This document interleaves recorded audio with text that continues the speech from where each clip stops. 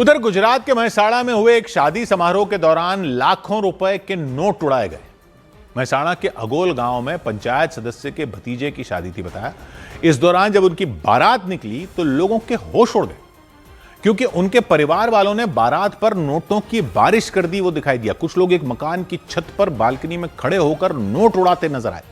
देखकर वहां लोगों की भीड़ जमा हो गई। लोगों ने नोट लूटने शुरू कर दिए। कुछ लोगों ने तो नोट लूटने के लिए अपनी जान तक खतरे में डाल दी।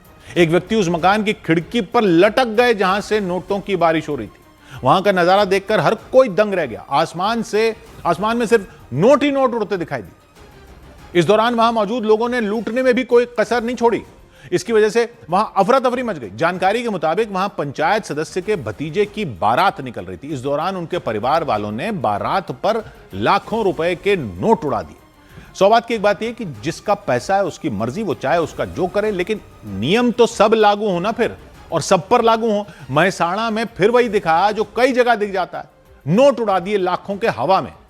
महसाणा में बारात पर नोट लुटा दिए, कह रहे हैं लाखों रुपए लुटा दिए कैश बारात के स्वागत में। वीडियो भी आ गए। तो वो लुटाने वालों की मर्जी, जो जी चाहे वो करें, लेकिन टैक्स देने के बाद लुटाए जाते हैं ये पैसे। इनकी चेकिंग क्यों नहीं होती?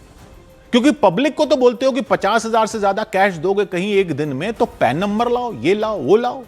और बारातों में या गाने बजाने वाले कार्यक्रमों में जो ये लाखों के नोट उड़ाए जाते हैं, वो पैन नंबर लिखवा कर उड़ाते हैं। हालांकि अब तो नियम भी बदलकर कैश की लिमिट एक दिन में 50,000 से बढ़ाकर एक साल में 10 लाख करने की तैयारी है, लेकिन अभी तो 50,000 की लिमिट है ना। तो ये कैसे उड़ाते हैं नोट? वैसे तो कहते हैं कि सब कुछ कंप्यूटर से जुड़ गया है, पता चल जाता है कहां से पैसा निकाला गया, कहां गया, सबका पैन नंबर देना पड़ता है, सब कंट्रोल में आ गया है। यहां तो वीडियो बन रहा है नोटों की बारिश में। कंप्यूटर से जोड़कर क्या देखना है? अभी मत कहना कि किसी की खुशी में अब ये सब क्या बोलना। पब्लिक भी जो टैक्स के नियम के पालन कर करके जमा करवाती रहती है ना, उनके भी तो घर में खुशी होती है। तो कानून लगे तो सब पर लगता हुआ तो दिखे, इन पर लागू क्यों नहीं होगा? ये बारात में आए। सौ बात की एक बात, इधर जयपुर एयरपोर्ट पर आवारा कुत्ते के हमले में एक महिला बुरी तरह घायल हो गई।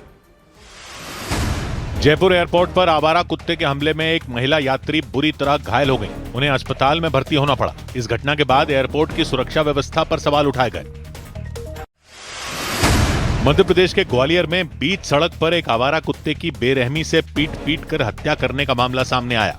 वहां एक व्यक्ति ने सड़क किनारे बैठे उस कुत्ते पर ताबड़तोड़ लाठियां बरसा दी। काफी देर तक हुई पिटाई की वजह से उसकी जान चली गई।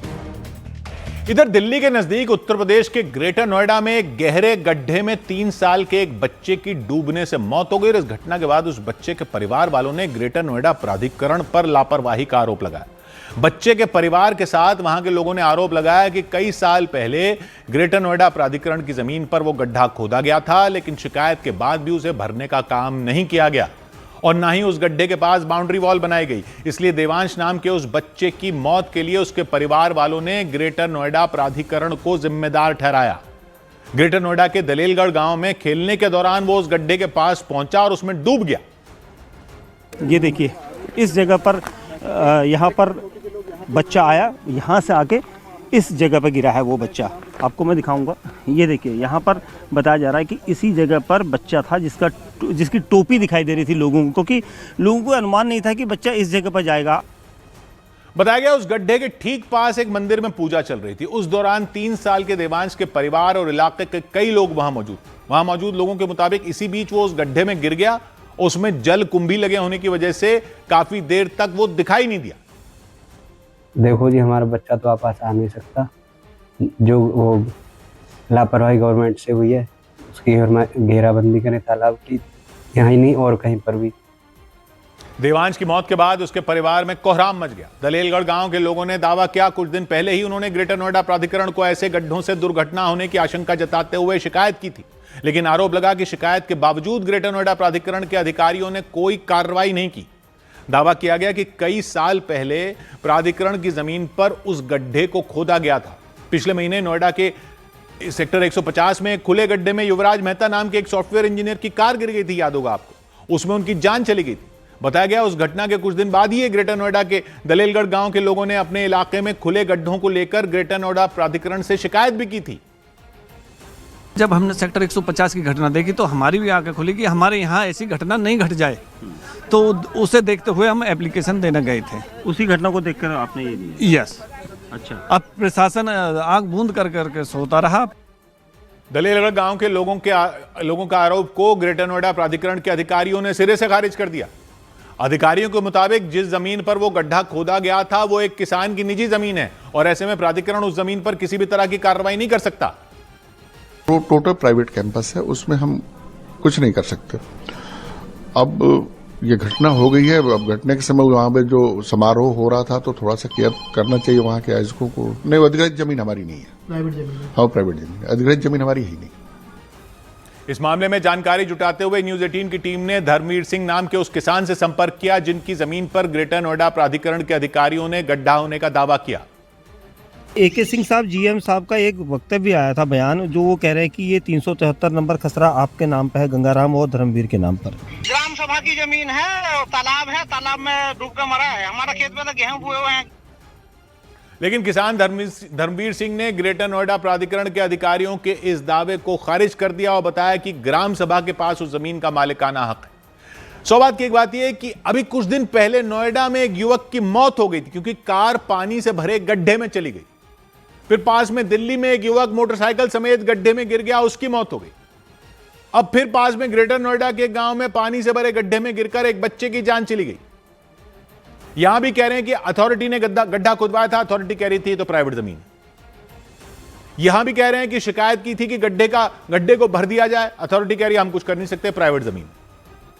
यहां भी कोई बैरिकेड वगैरह नहीं लगाया था, अथॉरिटी कह रही है तो प्राइवेट मामला है कि इतना बड़ा गड्ढा है, लोग खुद ही देख लें। तो फिर जो एक के बाद एक हादसे होते हैं और अधिकारी लोग कहते हैं कि आगे ऐसा ना हो उसके लिए कार्रवाई कर रहे हैं, वो क्या कार्रवाई होती है? अगर वो प्राइवेट जमीन थी तो जाकर बोलते ना उन प्राइवेट लोगों को कि गड्ढे पे बाउंड्री लगाओ, कोई गिर जाएगा अगर आपने नहीं लगानी तो, या वो वही लोग देखेंगे? या ये जो कार्रवाई होती है वो सिर्फ उसी जगह के लिए होती है जहां हादसा हो जाता है, बाकी जगहों का लोग फिर अपने आप देखते रहें? भाई किसी के अंडर तो आता होगा ना ये इलाका। लोग कह रहे हैं ग्राम सभा का वो है और अथॉरिटी ने गड्ढा खोदा था।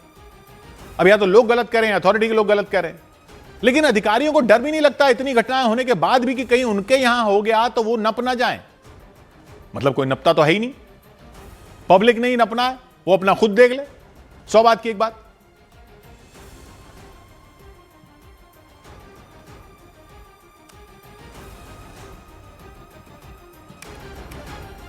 इधर T20 विश्व कप में अफगानिस्तान ने UAE को और इंग्लैंड ने इटली को हरा दिया। अफगानिस्तान ने T20 विश्व कप में UAE को 5 विकेट से हराकर अपनी पहली जीत दर्ज की। UAE ने दिल्ली के अरुण जेटली स्टेडियम में टॉस जीतकर पहले गेंदबाजी का फैसला किया और 160 रन बनाए। जवाब में अफगानिस्तान ने 5 विकेट खोकर जीत हासिल कर ली। इस जीत के बाद अफगानिस्तान ग्रुप डी के पॉइंट टेबल में तीसरे नंबर पर आ गया। इंग्लैंड ने T20 विश्व कप में इटली को 24 रन से हरा दिया। कोलकाता के ईडन गार्डन स्टेडियम में ग्रुप सी के मैच में इंग्लैंड ने टॉस जीतकर बैटिंग चुनी और 20 ओवर में 7 विकेट पर 202 रन बनाए। जवाब में इटली 20 ओवर में 178 रन पर ऑल आउट हो गई। खबर है कि क्रिकेटर वैभव सूर्यवंशी इस साल अपनी 10वीं की परीक्षा नहीं दे पाएंगे। CBSE बोर्ड ने उनका एडमिट कार्ड भी जारी किया था। बिहार के समस्तीपुर जिले में परीक्षा केंद्र भी निर्धारित हो गया था, लेकिन खबर है कि IPL के इस साल के सीजन की वजह से वैभव परीक्षा नहीं दे सकेंगे। वैभव सूर्यवंशी IPL की राजस्थान रॉयल्स टीम का हिस्सा हैं। जम्मू कश्मीर के कप्तान पारस डोगरा वसीम जाफर के बाद रणजी ट्रॉफी के इतिहास में 10,000 रन बनाने वाले दूसरे बल्लेबाज बन गए। उन्होंने ये उपलब्धि इस साल के सेमीफाइनल मैच में हासिल की। उनकी कप्तानी में जम्मू कश्मीर की टीम पहली बार रणजी ट्रॉफी के सेमीफाइनल में पहुंचने में कामयाब रही।